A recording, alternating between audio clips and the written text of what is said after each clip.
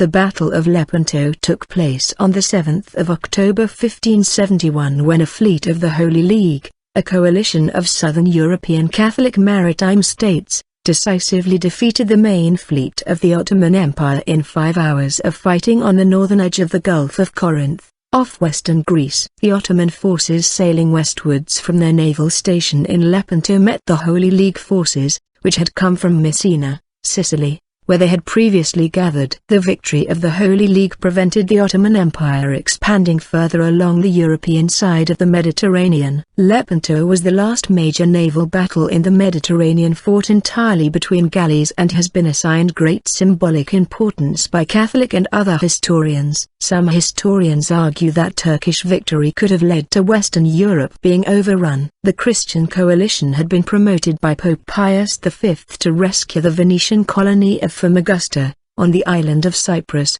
which was being besieged by the Turks in early 1571 subsequent to the fall of Nicosia and other Venetian possessions in Cyprus in the course of 1570. The banner for the fleet, blessed by the Pope, reached the Kingdom of Naples, then ruled by the King of Spain, on the 14th of August 1571. There, in the Basilica of Santa Chiara, it was solemnly consigned to John of Austria, who had been named leader of the coalition after long discussions between the allies. The fleet moved to Sicily and leaving Messina reached, after several stops, the port of Viscardo in Cephalonia, where news arrived of the fall of Famagusta and of the torture inflicted by the Turks on the Venetian commander of the fortress, Marco Antonio Bragadin. On 1 August, the Venetians had surrendered after being reassured that they could leave Cyprus freely. However, the Ottoman commander, Lala Kara Mustafa Pasha, who had lost some 52,000 men in the siege citation needed, including his son, broke his word, imprisoning the Venetians. On 17 August, Bragadin was flayed alive and his corpse hung on Mustafa's galley together with the heads of the Venetian commanders, Astur Baglioni, Alvise Martinengo and Gian Antonio Querini. Despite bad weather, the Christian ships sailed south and, on 6 October, they reached the port of Sami, Cephalonia, then also called Val d'Alessandria, where they remained for a while. On 7 October, they sailed toward the Gulf of Patras, where they encountered the Ottoman fleet. While neither fleet had immediate strategic resources or objectives in the Gulf, both chose to engage. The Ottoman fleet had an express order from the Sultan to fight, and John of Austria found it necessary to attack in order to maintain the integrity of the expedition in the face of personal and political disagreements within the Holy League. The members of the Holy League were Spain, including the Kingdom of Naples, the Kingdom of Sicily and the Kingdom of Sardinia as part of the Spanish possessions, the Republic of Venice, the Papacy, the Republic of Genoa, the Duchy of Savoy, the Duchy of Urbino, the Knights Hospitaller and others. Its fleet consisted of 206 galleys and 6 galleasses, large new galleys, invented by the Venetians, which carried substantial artillery, and was commanded by Don John of Austria, the illegitimate son of the Holy Roman Emperor Charles I of Spain and V of the Holy Roman Empire, and half-brother of Philip II of Spain, supported by the Spanish commanders Don Luis de Requesens and Don Alvaro de Bazin, and Genoan commander Gianandro Doria. Vessels had been contributed by the various Christian states, 109 galleys and 6 galleasses from the Republic of Venice, 56 from the Spanish Empire, 32 galleys from the Kingdom of Naples, 14 galleys from Spain, and 10 galleys from the Kingdom of Sicily, 7 galleys from the Pope, 27 galleys from the Republic of Genoa, partly financed by Spain, 3 galleys of the Order of St. Stephen from the Grand Duchy of Tuscany, 3 galleys each from the Duchy of Savoy and the Knights of Malta, and some privately owned galleys in Spanish service. All members of the alliance viewed the Ottoman navy as a significant threat, both to the security of maritime trade in the Mediterranean Sea and to the security of continental Europe itself. Spain was the largest financial contributor, though the Spaniards preferred to preserve most of their galleys for Spain's own wars against the nearby sultanates of the Barbary coast rather than expend its naval strength for the benefit of Venice. The various Christian contingents met the main force, that of Venice, under Venia, In July and August 1571 at Messina, Sicily, John of Austria arrived on 23 August. This fleet of the Christian alliance was manned by 40,000 sailors and oarsmen. In addition, it carried almost 28,000 fighting troops, 10,000 Spanish regular infantry of excellent quality, 7,000 Germans and Croatians and 5,000 Italian mercenaries in Spanish pay, and 5,000 Venetian soldiers. Also, Venetian oarsmen were mainly free citizens and were able to bear arms, adding to the fighting power of their ship, whereas convicts were used to row many of the galleys in other Holy League squadrons. Many of the galleys in the Ottoman fleet were also rowed by slaves, often Christians who had been captured in previous conquests and engagements. 17. Free oarsmen were generally acknowledged to be superior by all combatants, but were gradually replaced in all galley fleets, including those of Venice from 1549, during the 16th century by cheaper slaves, convicts and prisoners of war owing to rapidly rising costs. The Ottoman galleys were manned by 13,000 experienced sailors, generally drawn from the maritime nations of the Ottoman Empire, namely Berbers, Greeks, Syrians, and Egyptians, and 34,000 soldiers. Ali Pasha, the Ottoman admiral, Kapudni Deria, supported by the Corsairs Chuluk Bey of Alexandria and Al-Usali, commanded an Ottoman force of 222 war galleys, 56 galleots, and some smaller vessels. The Turks had skilled and experienced crews of sailors but were significantly deficient in their elite corps of janissaries. The number of oarsmen was about 37,000, virtually all of them slaves. An advantage for the Christians was their numerical superiority in guns and cannon aboard their ships, as well as the superior quality of the Spanish infantry. It is estimated that the Christians had 1,815 guns, while the Turks had only 750. With insufficient ammunition, the Christians embarked with their much improved arquebusier and musketeer forces, while the Ottomans trusted in their greatly feared composite bowmen. The Christian fleet formed up in 4 divisions in a north-south line. At the northern end, closest to the coast, was the left division of 53 galleys, mainly Venetian, led by Agostino Barbarigo, admiral, with Marco Querini and Antonio di Canale in support. The center division consisted of 62 galleys under John of Austria himself in his real, along with Sebastiano Venia, later Doge of Venice, Matherin Romigas and the Marcantonio Colonna. The right division to the south consisted of another 53 galleys under the Genoese Giovanni Andrea Doria, great-nephew of Admiral Andrea Doria. 2 galleasses, which had side-mounted cannon, were positioned in front of each main division, for the purpose, according to Miguel de Cervantes, who served on the galley Marquesa during the battle, of preventing the Turks from sneaking in small boats and sabotaging or boarding the Christian vessels. A reserve division was stationed behind,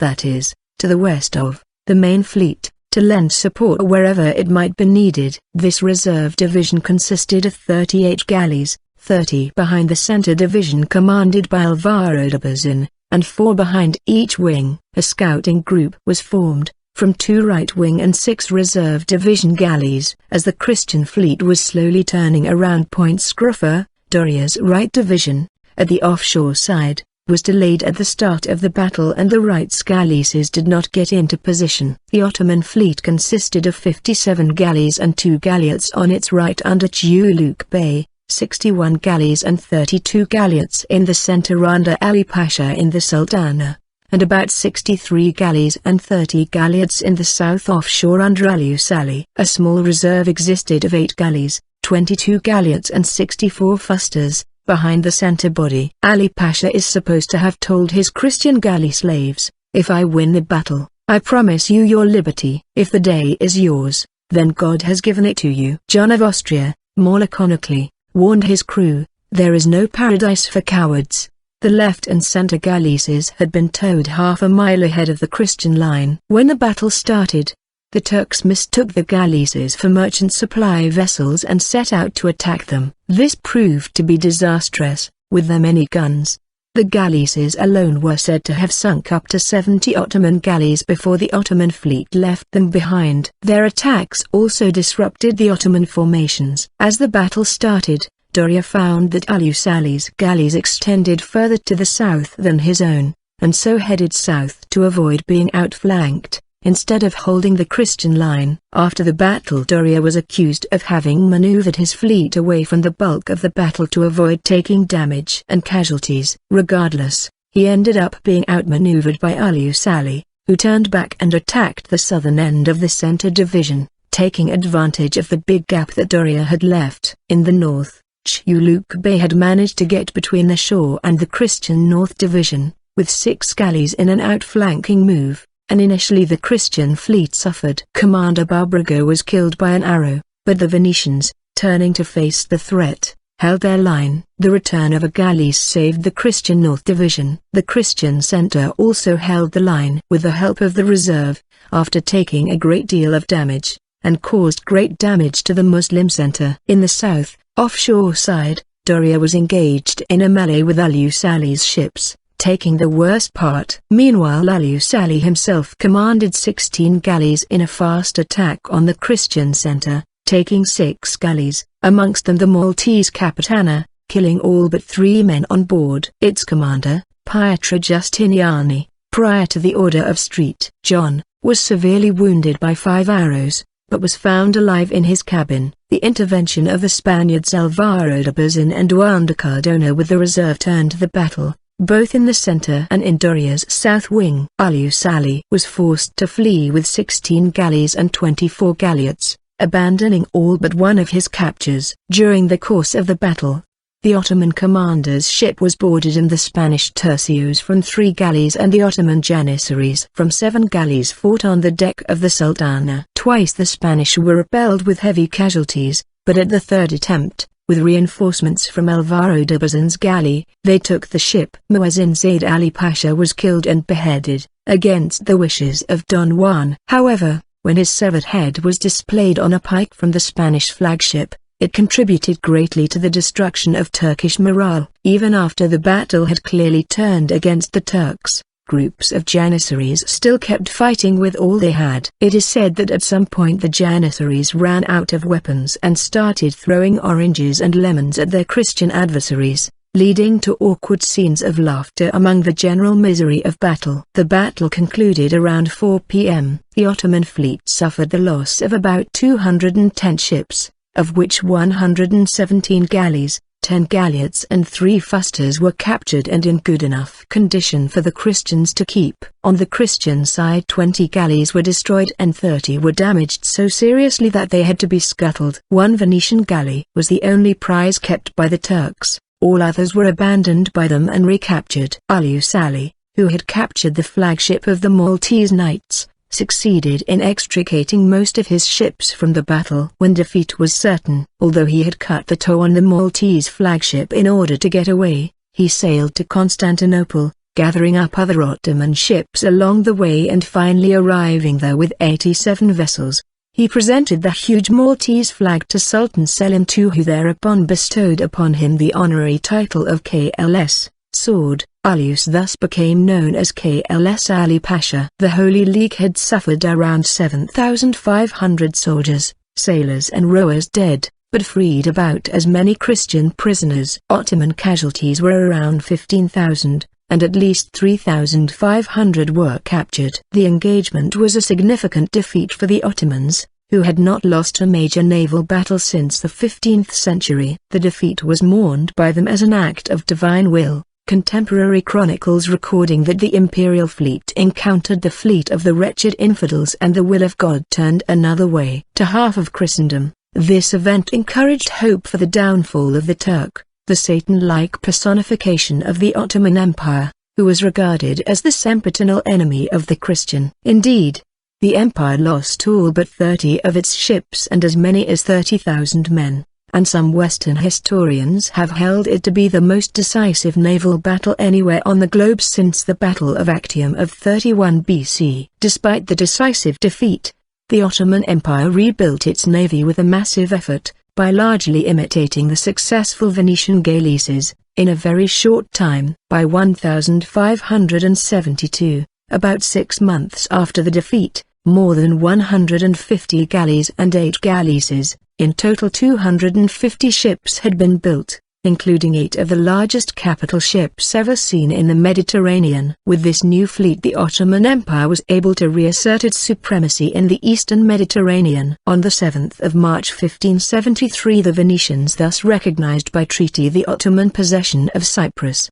whose last Venetian possession, Famagusta, had fallen to the Turks under Bayal Pasha on the 3rd of August 1571, just 2 months before Lepanto, and remained Turkish for the next 3 centuries, and that summer the Ottoman navy attacked the geographically vulnerable coasts of Sicily and southern Italy. Sultan Selim II's chief minister, the Grand Vizier Mamtsoglu, argued to the Venetian emissary Marcantonio Barbaro that the Christian triumph at Lepanto made no lasting harm to the Ottoman Empire, while the capture of Cyprus by the Ottomans in the same year was a significant blow, saying that, "You come to see how we bear our misfortune. But I would have you know the difference between your loss and ours. In wresting Cyprus from you, we deprived you of an arm. In defeating our fleet, you have only shaved our beard. An arm when cut off cannot grow again, but a shorn beard will grow all the better for the razor." Numerous historians pointed out the historical importance of the battle and how it served as a turning point in history. For instance, it is argued that while the ships were relatively easily replaced, it proved much harder to man them, since so many experienced sailors, oarsmen and soldiers had been lost. The loss of so many of its experienced sailors at Lepanto sapped the fighting effectiveness of the Ottoman navy, a fact emphasized by its avoidance of major confrontations with Christian navies in the years following the battle. Other historians have suggested that the reason for the Turks being contained at the time had less to do with the Battle of Lepanto but the fact that they had to contend with a series of wars with Persia, a strong military power at the time. After 1580, the discouraged Ottomans left the fleet to rot in the waters of the Horn. Especially critical was the loss of most of the Caliphate's composite bowmen, which, far beyond ship rams and early firearms, were the Ottomans' main embarked weapon. British historian John Keegan noted that the losses in this highly specialized class of warrior were irreplaceable in a generation, and in fact represented the death of a living tradition for the Ottomans. Historian Paul K. Davis has argued that this Turkish defeat stopped Ottoman's expansion into the Mediterranean, thus maintaining Western dominance,